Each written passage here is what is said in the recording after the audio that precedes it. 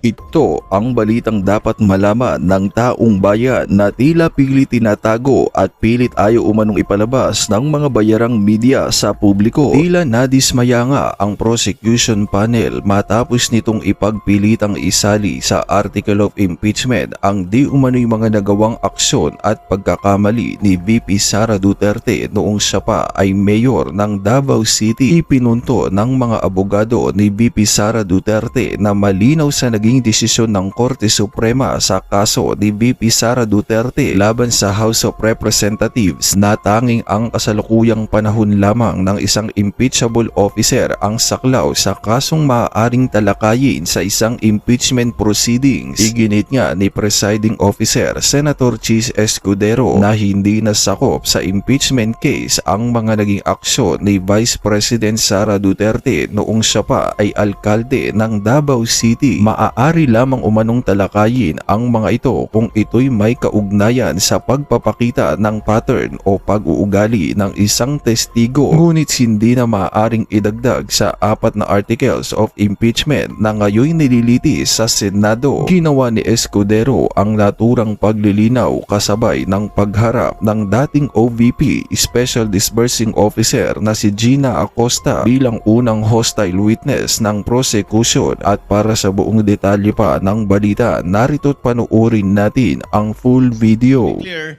that whatever she says with respect to acts committed by her in relation to the Vice President now while she was a mayor in Davao City is not part of this impeachment trial and will not in any way add to the charges that has been filed and are pending before this court under the 4 articles of impeachment as previously ruled by the chair in previous requests for subpoena, for example.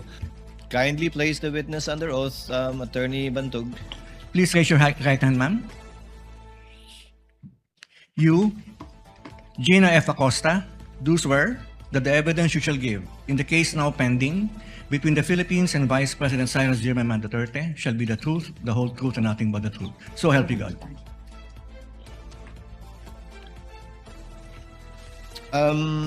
Ms. Gina, and also for the information of the counsel for the parties, we have on hand a nurse from the Senate and on call the doctors of the Senate. Given that in the last appearance of Ms. Gina before the House, I believe medyo tumaas po yung presyon ninyo. So we're just exercising some precautions with respect to this, but please try to be relaxed. Attorney Ligutan, your witness. Thank Try you. to make an offer. Thank you so much, Your Honor, please. Mr. Presiding Officer, our Senator judges, the prosecution presents the first hostile witness in this impeachment trial. The testimony of the first, we'll pronounce it at hostile, we're accustomed to hostile. Ang testimonya ng kauna-unahang hostile witness sa impeachment trial na ito is being presented to prove ang mga sumusunod. Layo ng prosecution ay presenta o iharap si Gina Acosta bilang isang hostile witness. Ibig sabihin, hindi po siya testigo pabor sa prosecution. Pangalawa, si Ms. Acosta ay nanunungkulan ngayon bilang Vice Presidential Staff Officer 6 sa Office of the Vice President. Pangatlo, siya ay nagsilbing Special Disbursing Officer or SDO ng Office of the Vice President noong taong 2022 at saka 2023. Pang-apat, siya rin ang nagsilbing SDO para sa confidential funds noon ni Mayor Sara Duterte sa Davao City mula taong 2019 hanggang 2022. Pang-lima, siya ang naging staff member sa Davao City Administrator's Office sa pagitan ng mga taong 2016 at 2022 at ng Davao City Budget Office sa panunungkulan noon ni Mayor Sara Zimmerman Duterte. Pang-anim, sa last quarter o huling 3 buwan ng 2022, ginastos ng OVP or Office of the Vice Presidents ang halagang 125 million pesos na confidential funds sa loob lamang ng 11 araw sa ilalim at pamamahala at pangangasiwa ng Vice Presidente nang walang liquidation, nang hindi kumpleto o walang sapat na dokumento na nagpapatunay sa pagbabayad. Pang-7, pang-8. Inatasan ng Vice Presidente ang witness na i-encash ang kabuuhang halaga na 500 million pesos or kalahating bilyon noong ika-20 ng Disyembre 2022, ika-6 ng Pebrero, ika-25 ng Abril, at ika-14 ng Hulyo 2023. I skip number 7, sorry. Sa tatlong 3 quarters ng 2023, ginastos ng OVP ang halagang 375 million na confidential funds sa ilalim ng pamamahala at pangangasiwa ng Vice Presidente nang walang liquidation, wastong liquidation nang hindi kompleto o walang sapat na mga dokumento na nagpapatunay sa pagbabayad. Let's go to number 9. Ang lahat ng confidential funds na inilaan sa OVP ay na-withdraw in cold cash na nagkakahalagang kalahating bilyong piso noong December 20, 2022, February 6, April 25, at July 14, 2023. Pang-10, inutusan ni VP Sara na ibigay ang kabuuhang 500 million pesos, 500 million pesos in cold cash sa security officer ng OVP na si Colonel Lachica na hindi isang accountable officer, isang paglabag sa batas sa Joint Circular 2015-01. Pang-11, ang ginagawang disbursements ng confidential funds sa ilalim ng Office of the Vice President. Ang ginawang disbursements ay maraming bahid o namumutakti sa pagsuway at paglabag sa Joint Circular 2015-01. 12, bigo ang respondent, Vice President, na maliquidate ang kabuuhang halaga na 500 million pesos na pera ng bayan, 500 million pesos, alinsunod sa demand o kahingian ng Joint Circular 2015-01. Pang-13, dahil dito, maituturing na ginastos ng Vice Presidente sa pansariling gamit at kapakinabangan ang 500 million pesos na pera ng bayan na confidential funds ng Office of the Vice President. Lastly, Your Honor, please, tutukuyin ng witness ang mga dokumentong may kaugnayan sa mga aligasyong nakasaad sa Articles of Impeachment. That's for the offer. Comment, Attorney Bacuel? Your Honor, for purposes number 2 and 3, we are willing to stipulate. We note that for purpose 3, this was already part of the admissions of the parties in the pretrial order. And it's contained in Part 1A, Item 2.8 of the pretrial order, Your Honor.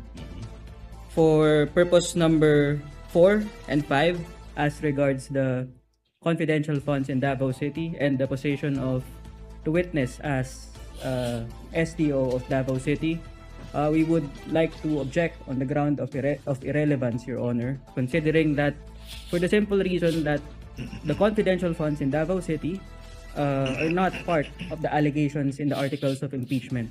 So there's really no fact in issue to be proved by the testimony of the witness, Your Honor. And for all the other purposes, Your Honor, these are subject to cross-examination. What does Attorney Ligutan say with respect to counsel's stipulation to your second and third offer? The stipulation is well taken, Your Honor, please. So therefore, it is established na si Ms. Acosta ay ngayon nanunungkulan bilang Vice Presidential Staff Officer 6, saka nagsilbi siyang Special Disbursing Officer noong taong 2022 saka 2023. However, Your Honor, please, yung punto na walang relevance, yung naging pagsisilbi as SDO para sa confidential funds mula 2019 saka 2022, saka I think yun, di ba? Your Honor, please, we beg to disagree. It is very much relevant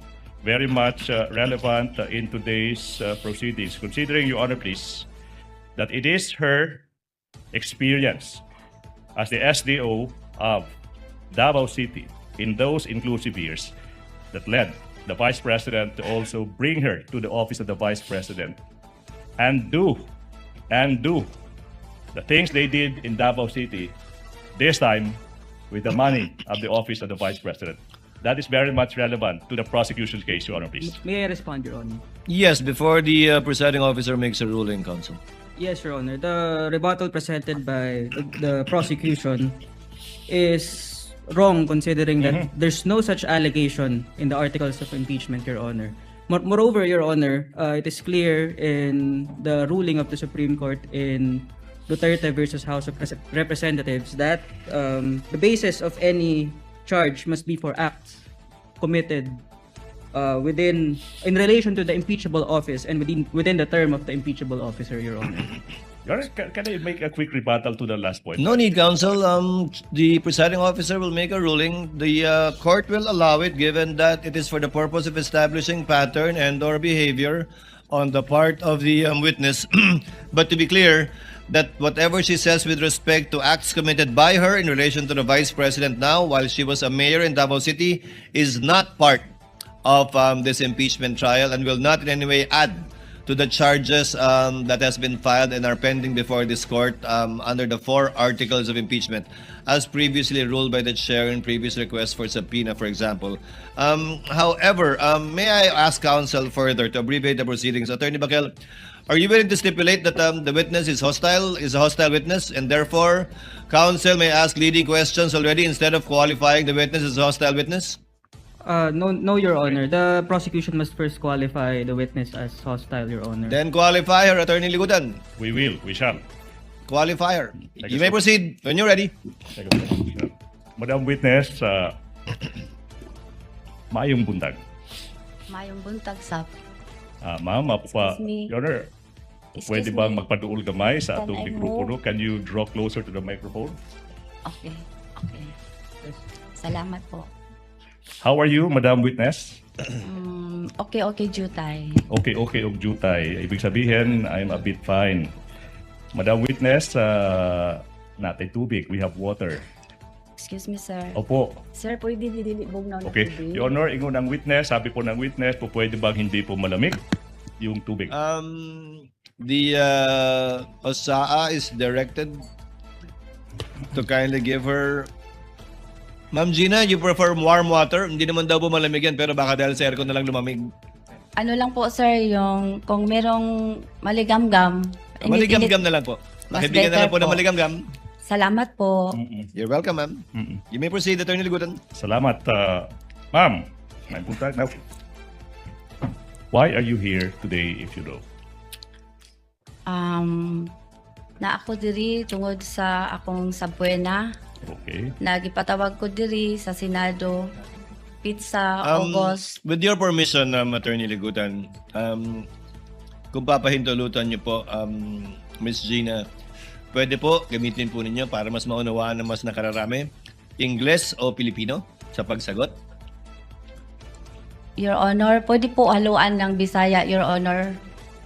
Sige po, basta ma-translate ni Attorney Ligutan without any objection from the respondent yung ibang mga kataga o salita Your Honor. na gagamitin ninyo.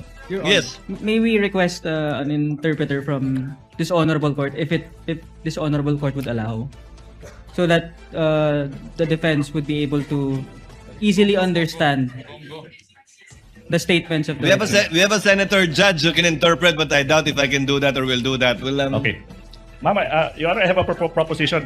Ma'am Acosta, alala ko when you testified before the Committee on Good Government sa House of Representatives, ma'am, we spoke in Tagalog, then siningitan natin ng our great Bisaya language, no? Ma'am, pero po, para po mas mabilis, kung po pwede po, no, let's try as much as we could po to speak Tagalog. Kung po pwede lang, ha? And then, if you really have to speak Bisaya, then of course, hindi po pinagbabawal yan. We should be proud of it. Pero kung po pwede po, Tagalog po tayo.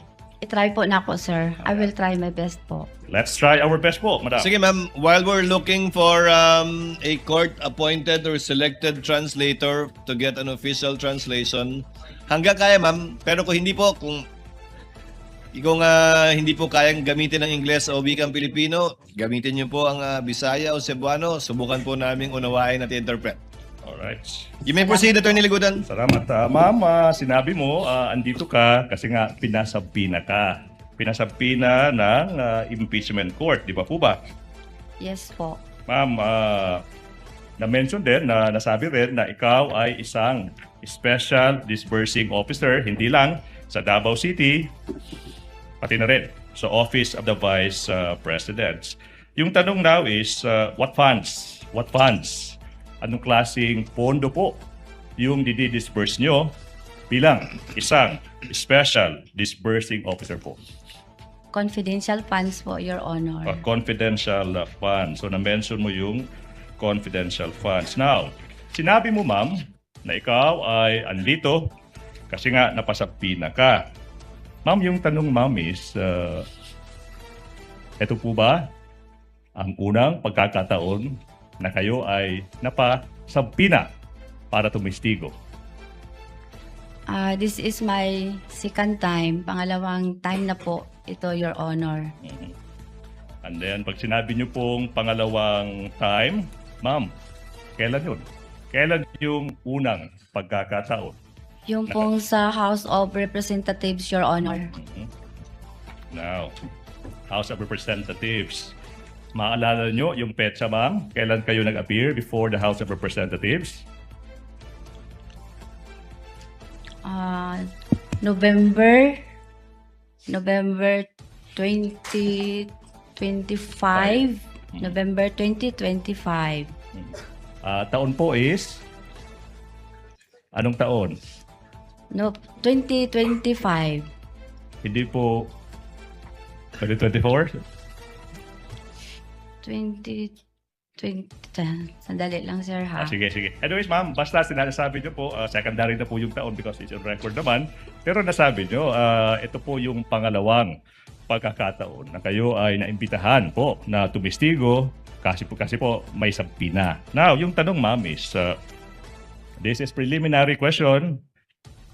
Ikaw ba ay nakatanggap na ng isang reklamong kriminal or administratiba na may pagkakaugnay sa paggamit ng confidential funds? Leading, Your Honor. Exactly, I just said preliminary, Your Honor. Preliminary, counsel. Witness may answer. Wala, Your Honor. Aha. So sinasabi mo, mama, na wala pa kayong natatanggap na reklamo. Yun po yung sagot nyo, di ba, ma'am? Kaya naman anong masasabi mo sa balitang ito? Kung mayroon kang hinaing at komento ay mag-comment ka lamang sa ibaba ng videong ito. Maraming salamat.